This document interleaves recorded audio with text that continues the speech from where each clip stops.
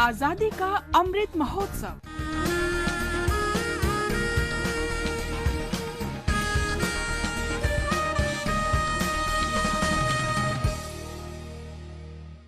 Azadi ka Safar with AIR News. Birth of a Nation. India's glorious freedom struggle is one of the greatest struggles the modern world has ever witnessed. AIR News brings you a glimpse of this struggle every day.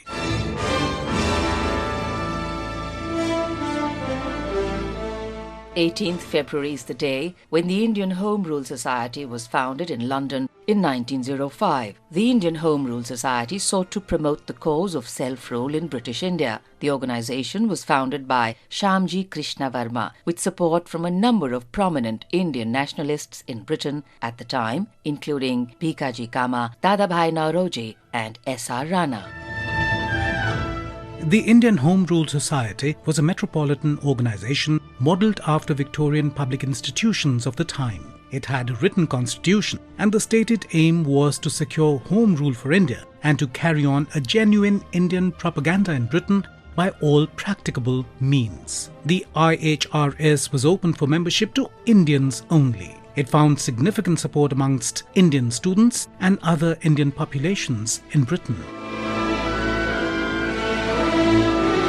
The Indian Home Rule Society maintained close contact with revolutionary movements in India. The society was the founder of the India House in London. India House was a student residence that was open to promote nationalist views among Indian students in Britain. The Indian Home Rule Society, along with Shyamji Krishna Varma's journal, The Indian Sociologist, laid the foundation of the militant Indian nationalist movement in Britain. After Shyamji Krishna Varma shifted to Paris in 1907, the society gave way to the secret nationalist society of Abhinav Bharat Mandal, founded by V.D. Savarkar.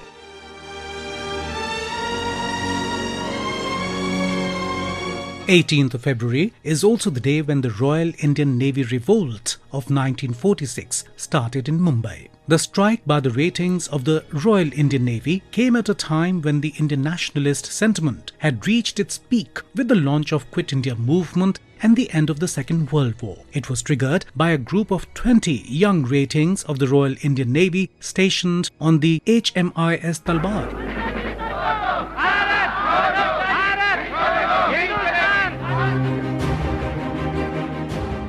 While the immediate trigger was the demand for better food and working conditions, the agitation soon turned into a wider demand for the release of all political prisoners and independence from British rule. The day after the strike began, the ratings went around Mumbai in lorries, waving the Indian flag, and fought with Europeans and policemen who tried to stop them.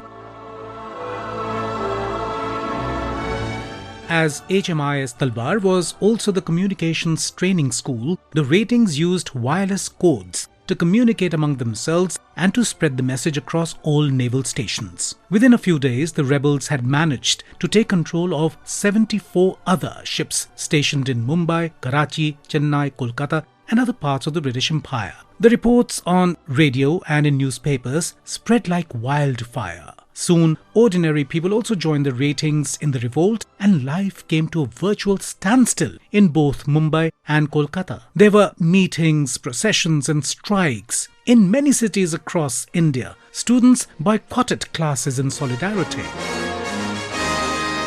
The response of the state was brutal. Hundreds of Indian citizens were killed and thousands were injured in the British police firing on the demonstrators. Finally, Sardar Patel managed to make the ratings surrender on the 24th of February 1946. The revolt of the naval ratings remains a legend today. It was an event that further strengthened the determination among all sections of the Indian people to see the end of British rule. In memory of the revolt, a naval uprising memorial stands today in Mumbai.